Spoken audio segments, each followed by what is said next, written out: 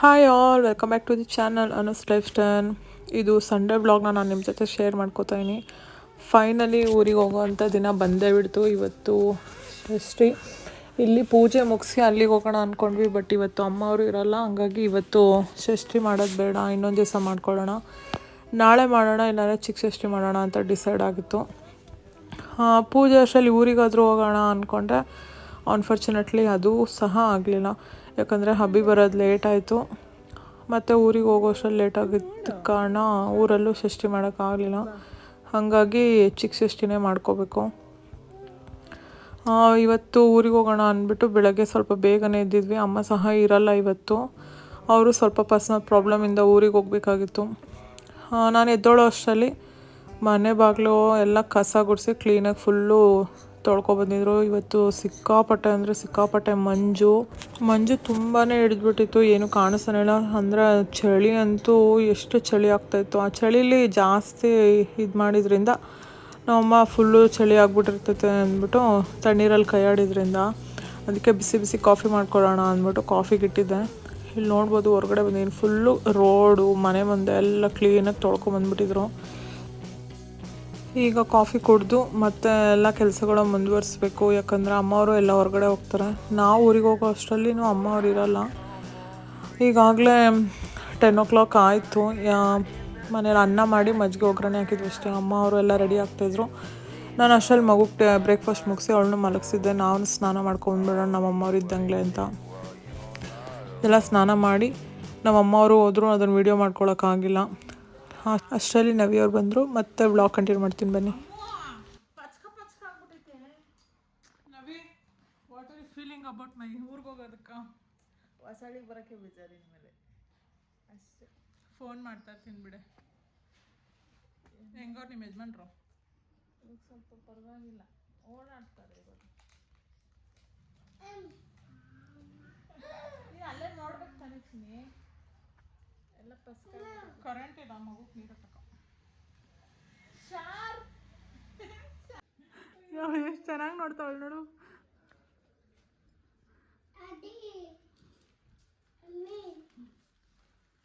ಚಡ್ಡಿ ಹಾಕಿಲ್ಲ, ಚೇಮ್ ಅಮ್ಮ ಅವ ಕೊಡು. ಅವ ಕೊಟ್ಬಿಡು ಒಂದೇ ಒಂದು.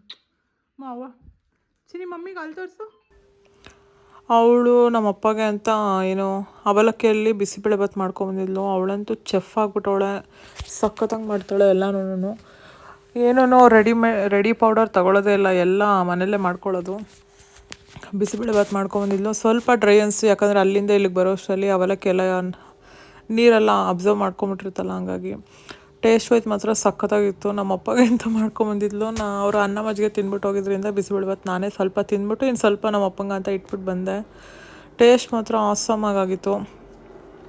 ನಾನು ಯಾವತ್ತೂ ಟ್ರೈ ಮಾಡಿರಲಿಲ್ಲ, ಫಸ್ಟ್ ಟೈಮ್ ನಾನು ಟೇಸ್ಟ್ ಮಾಡಿದ್ದು. ಯಾರಿಗೆಲ್ಲ ಈ ಅವಲಕ್ಕಿ ಮಾಡೋ ಬಿಸಿಬೇಳೆಭಾತ್ ಇಷ್ಟ ಆಗುತ್ತೆ ಅಥವಾ ರೈಸಲ್ಲಿ ಮಾಡಿರೋ ಬಿಸಿಬೇಳೆಭಾತ್ ಇಷ್ಟ ಆಗುತ್ತೆ ಅಂತ.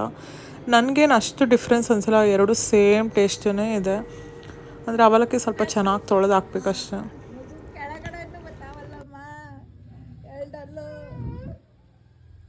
ಶರು ಬಾಯ್ ಮಾಡ್ದಮ್ಮ ಅವ್ರಕ, ಬಾಯ್ ಮಾಡು ಮಮ್ಮಿಗೆ ಬಾಯ್ ಮಾಡ. ನಾಚಿಕೆ ಮಾಡ್ಕೋಬೇಡ, ನನ್ನ ಮಗನ ಕೊಡಲ್ಲ ನಿನ್ಕ ಮದುವೆ ಮಾಡ್ಕ.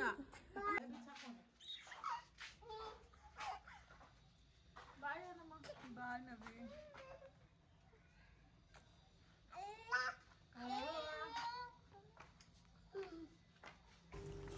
ಹೀಗೆ ಮಾತಾಡ್ತಾ ಅವ್ರ ಹಸ್ಬೆಂಡ್ಗೆ ಇವಾಗ ಹುಷಾರಿಲ್ದಿರೋ ಕಾರಣ ಒಬ್ಬರನ್ನೇ ಮನೇಲಿ ಬಿಟ್ಬಿಟ್ಟು ಬಂದಿದ್ಲು. ಅವ್ರ ಮೈದ್ನನ್ಗೆ ಹೇಳ್ಬಿಟ್ಟು 1 hour ಅಷ್ಟೇ ಹಿಂಗೆ ಬಂದು ಹೋಗು ಅಂತ. ನಾನು ಊರಿಗೆ ಹೋಗ್ಬಿಟ್ಟು ಮಾತಾಡ್ಸ್ಕೊಂಬಂದ್ಬಿಡ್ತೀನಿ ಅಂತ. ಇಲ್ಲಿ ಅವಳನ್ನ ರೆಡಿ ಮಾಡಿ ಅವ್ರು ಹೋಗೋ ಅಷ್ಟರಲ್ಲಿ ನಮ್ಮ ಪುನರ್ವಿ ಅಂತೂ ಒಂದೇ ಕಣ್ಣಲ್ಲಿ ಅಳ್ತಾಯಿದ್ಲು. ನಮ್ಮ ಅಪ್ಪ ಅಮ್ಮನೂ ಇರಲಿಲ್ಲ, ಇನ್ನು ಇವಾಗೂ ಹೋಗ್ತಾವಳೆ ಅಂದ್ಬಿಟ್ಟು ಫುಲ್ಲು ಬೇಜಾರು ಮಾಡ್ಕೊಂಬಿಟ್ಟಿದ್ಲು ನಮ್ಮ ಪುನರ್ವಿ ಅಂತೂ.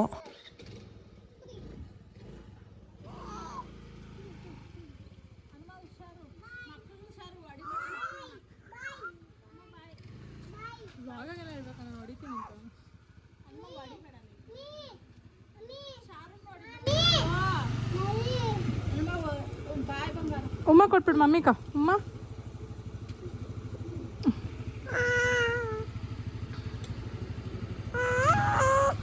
ಬಾಯ್. ಹುಷಾರು, ಹೋಗ್ಬಿಟ್ಟು ಫೋನ್ ಮಾಡು.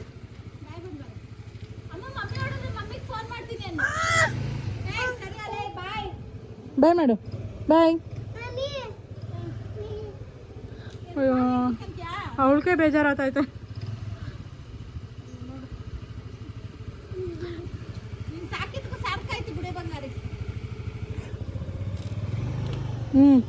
ಚಿಕ್ಕದ ನವಿ.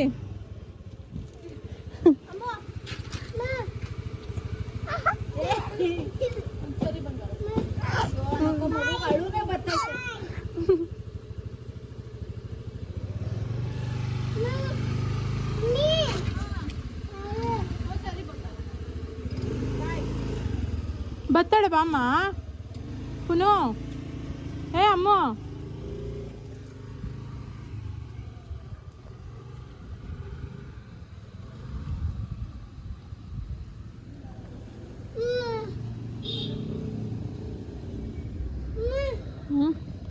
ಬತ್ತಾಳೆ ಬಾ, ಬತ್ತಾಳೆ ಬಾ. ನಾವು ಪಪ್ಪ ಬರ್ತೈತೆ, ಪಪ್ಪ ಜೊತೆ ಹೋಗೋಣ ಬಾ.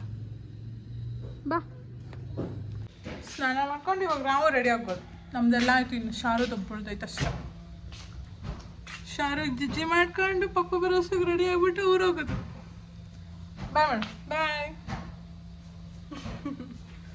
ಎಲ್ಲ ರೆಡಿ ಆಯಿತು, ನೀನು ಹೊರಡೋದು ಒಂದೇ ಬಾಕಿ. ಇದು ಪುನರ್ವಿದ ಡ್ರೆಸ್ಸು, ಪುನರ್ವಿ ಇದು ಹಾಕೊಂಡ್ಬಿಟ್ಟವಳೆ ಶಾರು. ಪುನರ್ವಿನೂ ready. Hi madam, hi. Sharu ಏನು ಒಂದೇ ಬೇಜಾರಂದರೆ ನಮ್ಮಮ್ಮ ಇಲ್ಲ. ಆಗಲೇ ಹೋಗೋವಾಗೆ ಅವ್ರಿಗೆ ಆಶೀರ್ವಾದ ತೊಗೊಂಡಿದ್ದೀನಿ ನಾನು. ನಾನೇ ಕುಂಕುಮ ಇಟ್ಕೊಂಡು ಹೋಗ್ಬೇಕಷ್ಟೆ. ನನ್ನ ಮನೇಲಿ ನನಗೆ ಯಾರು ಕುಂಕುಮ ಕೊಡಬೇಕಲ್ವಾ. ಗಂಡು ಮಕ್ಕಳಾದರೂ ಇದ್ದರೆ ಸೊಸೆಗಳು ಬಂದಿರ್ತಾರೆ, ಅವರು ಇದು. ಈ ಮನೆಗೆ ನಾವೇ ಗಂಡು ಮಕ್ಕಳು, ನಾವೇ ಹೆಣ್ಮಕ್ಳು.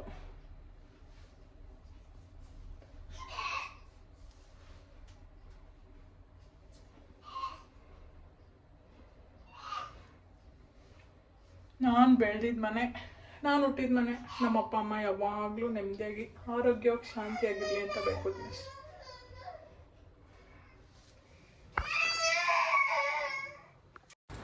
ಎಲ್ಲ ರೆಡಿ ಮಾಡಿ ಇವರು ಅಷ್ಟರಲ್ಲಿ ಅವ್ರ ಅಪ್ಪನೂ ಬಂದರು. ಇವಳಂತೂ ರೋಡಲ್ಲೇ ಕಾಯ್ತಾ ಇದ್ಲು ಅವ್ರ ಅಪ್ಪನಿಗೋಸ್ಕರ. ಅವ್ರ ಅಪ್ಪ ಬಂದಿದ ತಕ್ಷಣ ಅವಳು ಖುಷಿ ಆಗೋಯ್ತು. ನಮ್ಮಪ್ಪ ಅಮ್ಮಂದ್ರಿಗೂ ನಾವು ಹಿಂಗೆ ವೆಯ್ಟ್ ಮಾಡ್ತಾಯಿದ್ವಿ ಊರಿಗೆ ಹೋದಾಗ ಎಲ್ಲ. ಇವಾಗ ನಮ್ಮ ಮಕ್ಕಳು ನಮಗೆ ವೆಯ್ಟ್ ಮಾಡೋವಂಥ ಟೈಮು. ಎಷ್ಟು ಬೇಗ ಟೈಮ್ ಇದಾಗುತ್ತೆ ನೋಡಿ. ಅವಳು ಅವ್ರ ಅಪ್ಪನ ಜೊತೆ ಎಲ್ಲ ಕಾರ್ಗೆಲ್ಲ ತುಂಬ್ತಾವಳೆ.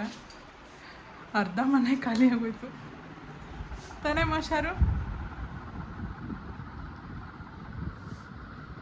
ಬೇಕು ಇನ್ನಿದೊಂದು ಬ್ಯಾಗ್ ಇರುತ್ತೆ ಅಷ್ಟೇ.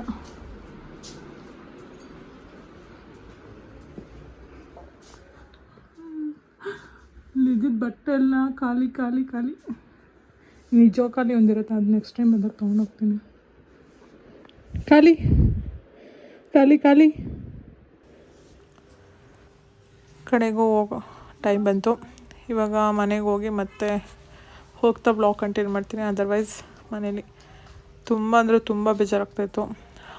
ಒಂದು ಲೆಕ್ಕದಲ್ಲಿ ನಮ್ಮಮ್ಮ ಇಲ್ಲದೇ ಇರೋದೇ ಒಳ್ಳೇದಾಯ್ತು. ಯಾಕಂದರೆ ಅವ್ರು ಫುಲ್ಲು ಹತ್ಕೊಂಬಿಡೋರು. ಫೋನ್ ಮಾಡಿದಾಗಲೇ ಹತ್ಕೊಂಬಿಟ್ಟಿದ್ರು.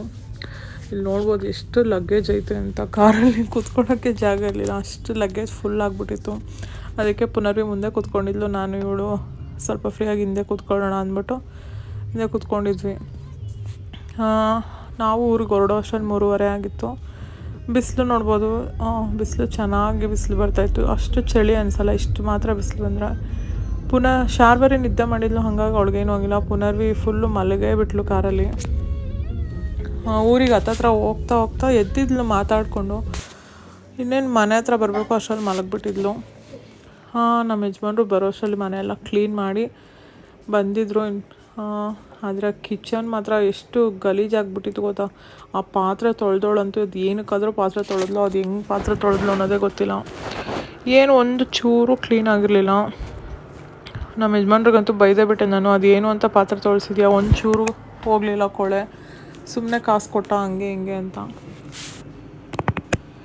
ಇಟ್ಸ್ ಓಕೆ, ಇನ್ಮೇಲೆ ನಾನು ಮನೆಯಲ್ಲೇ ಇರ್ತೀನಲ್ವ, ಸ್ವಲ್ಪ ಆವಾಗವಾಗ ಮಾಡ್ತಾ ಹಂಗೆ ತೊಳ್ಕೊಳೋಣ ಅಂತ.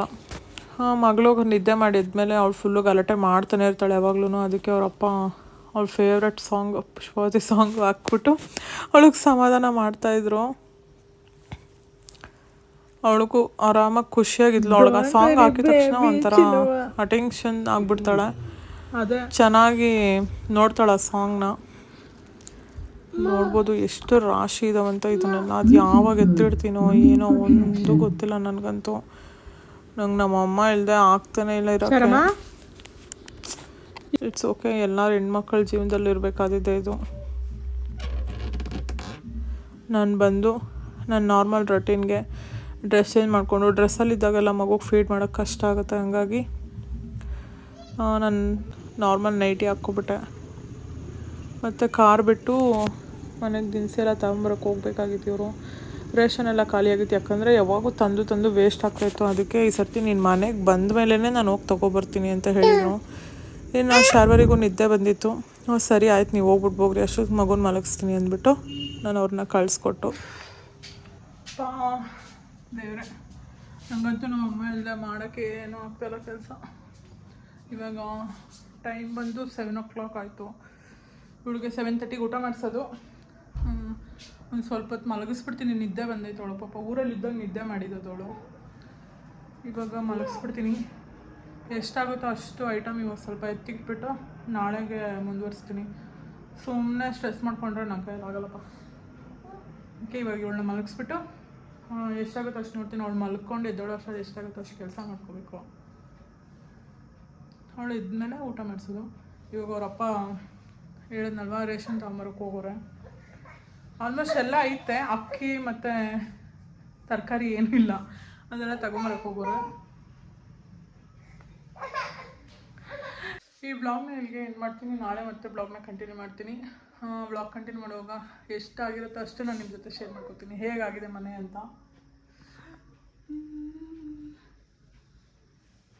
ನಾನು ಬರೋಕ್ಕೆ ಮುಂಚೆ ಎಷ್ಟು ಕ್ಲೀನಾಗಿ ಎಲ್ಲ ರೆಡಿ ಮಾಡಿ ಎತ್ತಿಟ್ಟಿದ್ರು.